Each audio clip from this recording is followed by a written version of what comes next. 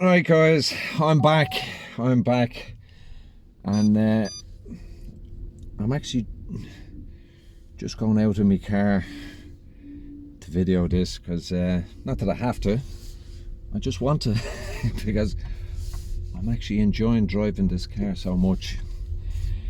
But just to give you an update on my EV changeover experience, absolutely loving the car, really nice to drive, and you know it's great. So there today and yesterday I was looking at switching my energy provider. Now at the moment I'm with Electric Ireland, and I signed up to them, I think it was last September. They were giving a good deal, €300 free if you sign up to us off your electricity bill over 3 months. So I thought, yeah, lovely, I'll have that. And it was a decent rate as well. It was a good unit rate, so I signed up to them.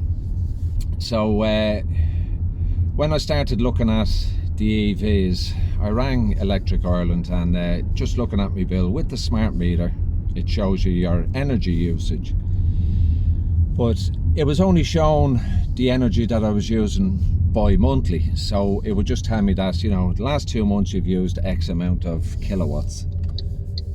So I said, well, right, that's not really what the smart meters were about. It was supposed to tell you when you what time you were using the electricity at. So I rang up Electric Ireland anyway, and I spoke to a girl, and she said, oh yeah, she said, you have to give us your permission to do that, and she said it'll take 14 days because you have a 14-day cooling off period, and there will be a meter reading every 30 minutes, so it'll give you a full breakdown of what and when you're using it. So I said, right, that's fine. I said, let's do that. I said, because, you know, I'm thinking of getting an EV, so I said I want to know when, and you know, when I'm using the electricity and that. So she said, oh well, we'll have to change it to a different plan. And I said, well, why? So she said, oh no, she said, oh, you'll still be on the same rate. She said, we'll change it to the Home Plus plan, and that's for the meter, you know. So I said, right, okay, if it's not going to change my contract or anything, I said, let's do it. So that was fine. So I had to wait. That was in May, in the middle of May. So the start of June, I started getting me reading. So I got a breakdown of what time I was using the electricity, and not that I really needed it, because I kind of knew, you know, from 5:30, 6 o'clock, I'm home, I'm cooking me dinner, I'm having a shower, I have an electric shower. So that's obviously going to be a peak time, and that is the peak time between 5 and 7. It is the peak time, so that was fine. So when I decided I was buying the EV and I put the deposit on it, I said, right, okay, be smart about it, and I'll look at this day-night rate. So I rang Electric Ireland again, and I said, look, I said, I'm buying an EV, so I said, I'd like to get have a smart meter, but I said I want to get the day-night meter. I said, what's the situation? I said, I thought this was the whole idea of smart meter. And she said, no, day-night meter is something totally different. The ESB have to come out and fit another meter to you. And I said, okay. I said I thought that was the idea of the smart meters. So she said, no, you have to get onto the ESB. We ESB networks, we can't do that for you. So I said, okay, that doesn't sound right. Now, she was a young girl and probably only doing the job, whatever, I don't know, but you know, we all have to start somewhere. So I was talking to other people, and they said, no, not at all, your energy provider does that. So I thought, right, okay. So one of you, I can't remember which one of you, has put up the comment there about Energia, and I had a look at the Energia website, and you sent me a link, can't remember who it was, thank you very much. The EV plan And when I seen the EV plan, I thought, oh God, I'm having that. So Electric Ireland told me that because I was still in contract, I would have to pay them €100 to get out of the contract. So when I seen the Energia rates, and I thought, well, you know what, I'll pay Electric Ireland €100 because I'll make that back within a couple of months, I'm sure, because as I said, today's Friday.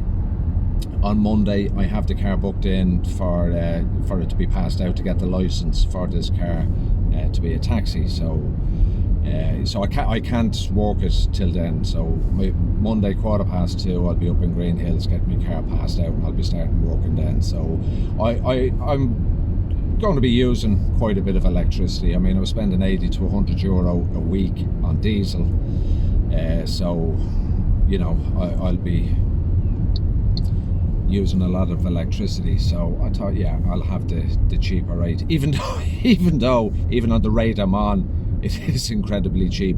I had to keep looking at the figures. The first time I drove the car, I done 170 kilometers in it, and I picked the car up last Tuesday morning, and as I said, I put 170 kilometers on it. And the following morning, on the Wednesday, 8 o'clock, the crowd were knocking at my door to fit the home charger, and when they had finished, they said, okay, plug it in and start charging your car, make sure everything's okay while we're still here. Very efficient. Robinson's Electrical from Glenageary, very efficient, very nice lads, done a fantastic job, and very professional, I have to say. Very happy with them, delighted. So there was 46% on the car, and it took 33 kilowatts to charge the car to full. I went for the Zappi charger, and it tells you, I'm sure other chargers probably do, tells you how many kilowatts it took to charge it. So 33 kilowatts. So on the rate I was on with Electric Ireland of 17.2 cent something, it was working out at less than €6. And I thought, yeah, that can't be right. It cannot be that cheap to run an EV. I know they're cheaper, but it can't be that cheap. I said, I must be doing something wrong. And it's simple maths. 33 by 18, you know, it is that cheap. And if I get the energy at the night rate, it'll be even cheaper again. It'll be buttons, you know. But so anyway, I rang Energia there on Thursday. So I said, look, told them the story. I said, I'd like to switch to yous. I'm after buying an EV. I want to get the day-night meter. I said, I have a smart meter at the moment. It's a 24-hour smart meter. You know, and I want to get the day-night meter and switch to yous on your EV plan, you know. Oh, well, you can't do that, you need to have a day-night meter. And I said, yes, I know that, but I said, yous have to do that. No, we don't do that. And I said, no, you do. You do have to do it. So he said, okay, let me check. I'll go and speak to my supervisor and I'll ring you back. So I said, okay, no problem. So he only rang me back today, and just after lunch today, and apologised that he didn't get back to me sooner. But he said my supervisor only got back to me there today, and to get a day-night meter, he told me that there's a waiting list of between 12 and 18 months. So you can sign up with us and we'll put you on an ordinary plan for 12 months, and then we'll fit your day-night meter. And I said, no. I said, I have rang ESB Networks. I said, spoke to a lovely woman, Paula was her name, very efficient, and she told me it will take 2 to 3 weeks. 2 to 3 weeks. But the energy supplier has to submit the order form for them to do it.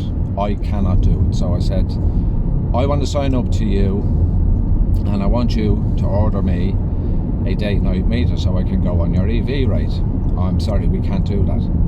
I'm being, and look, Again, he sounded like a fairly young bloke, and I'm sure he's just doing what he's being told by his boss, and this is what he's telling me. So with Electric Ireland, I rang them, and they politely told me that there was no loyalty bonuses for people already in contract. And is that not the meaning of loyalty? Existing customers, but obviously not. Electric Ireland don't seem to think so. And if I'm not wrong, I thought Electric Ireland were a subsidiary of ESB. Could be wrong on that. Correct me if I'm wrong, please. But I'm getting the impression that our energy companies don't want us to have day-night meters. I don't know if it's because of the EV or what, I don't know, but the impression I'm getting is they don't want to go to the hassle of giving us day-night meters so we can avail of cheaper electricity in the middle of the night where there's very little usage on the national grid. The ESB networks were more than happy to tell me, yeah, great idea, thank you very much for switching to an EV, and it's great that you want the day-night meter and take pressure off the national grid, because as I said, the first time I charged this car was 33 kilowatts. Now looking at my smart meter info there that I'm now getting, I'm using on average about 8 to 10 kilowatts a day. So 33 kilowatts, and again that was only from 46%. I mean, if the car was down lower, it would have obviously been more. So so I'm annoyed and frustrated that it's just, well, why do you have to make it so difficult? Everyone wants us to switch to EV, and better for the environment and to meet our targets, and from what we're being told, we're way behind our targets on greenhouse gases, and you're just making life difficult for people who are trying to change. And it's frustrating, very frustrating. So I'm going to try.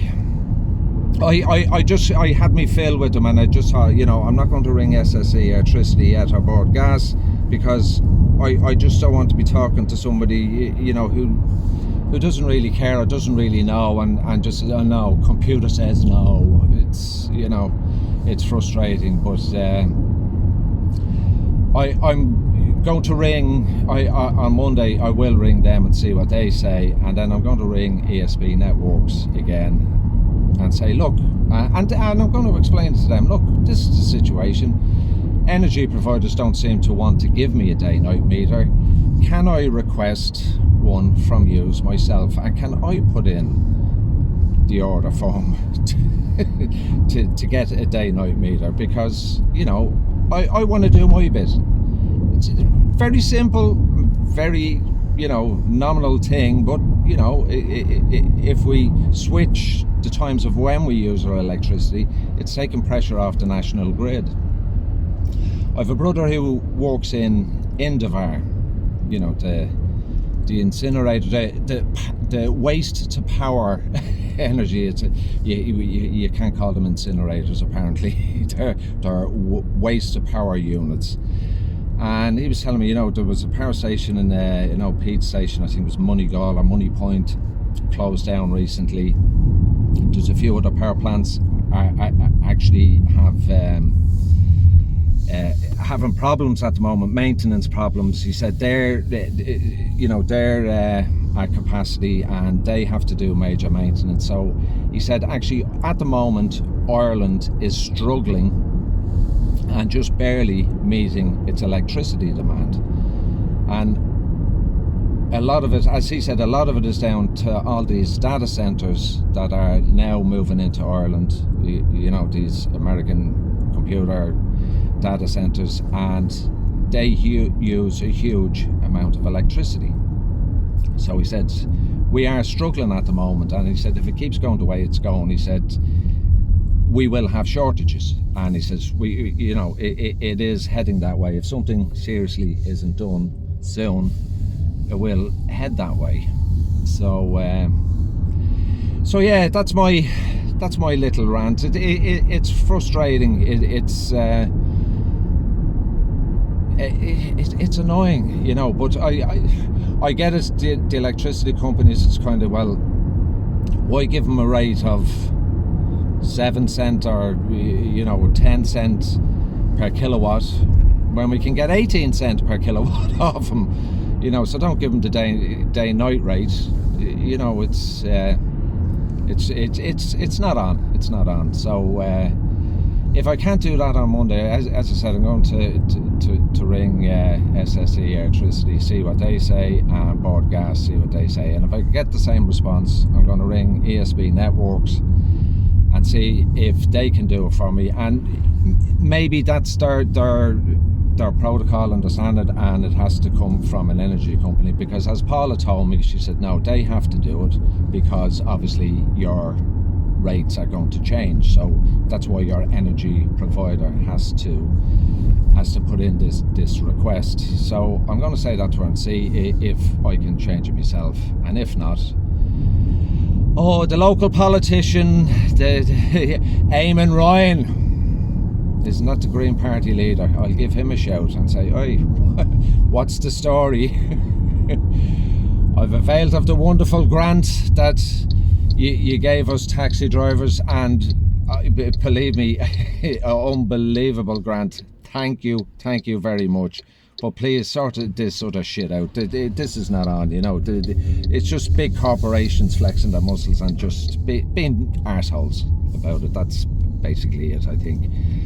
But yeah, I'll update you on Monday when I know more. As I said, I have the car booked in on Monday at 2:15 up in Green Hills to get the car passed out, and I will be starting back to work as soon as I get that done. So Monday morning I'll be ringing around, and well, that's if I can get it done on Monday morning, because just ringing these people, I have to say, ESB Networks, I know with COVID, less staff in the offices and all that, but when I rang them there the other day, I had to ring 3 times and I was left on hold. Your call is in queue, in the queue.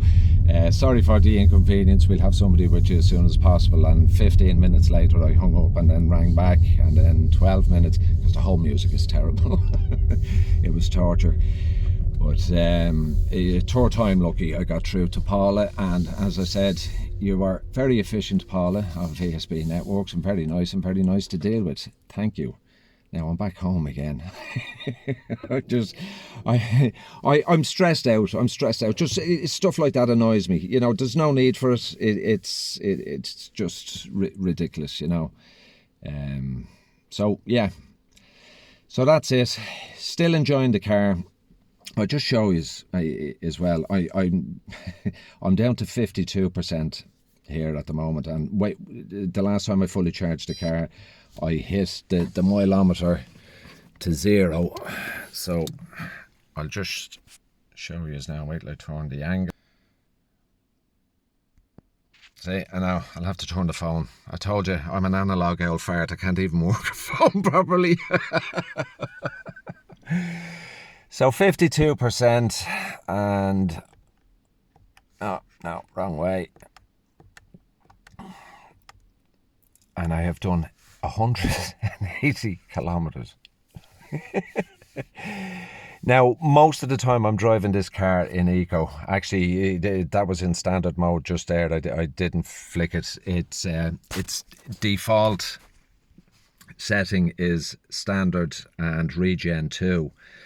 So you have to, every time you start the car, you have to kind of flick it down to eco mode and up to regen 3. But 52, like that's the range that MG are stating. That's actually over the range that MG are stating. The WLPT, whatever that stands for, seems to be the how they rate the cars. 345 kilometers on a full charge for the MG5. So there's 52%. So 48% I've used, and I've gotten 180 kilometers. So going by that, if I get 180 for the next 50, that's 360 kilometers. I'm seriously impressed with that. I really am seriously impressed with that, because we remember the Volkswagen incident about their emissions, how they fiddled the computer in the car to give a false reading to say that it was doing better mileage to the gallon than it actually was, you know. So I am seriously impressed with that. And the MG also stated that 445 kilometers in city driving would be possible. And yeah, I you know what, I believe them. I really do. But anyway, still enjoying the car, loving the car, but not loving me energy providers. Stay tuned, I'll be back.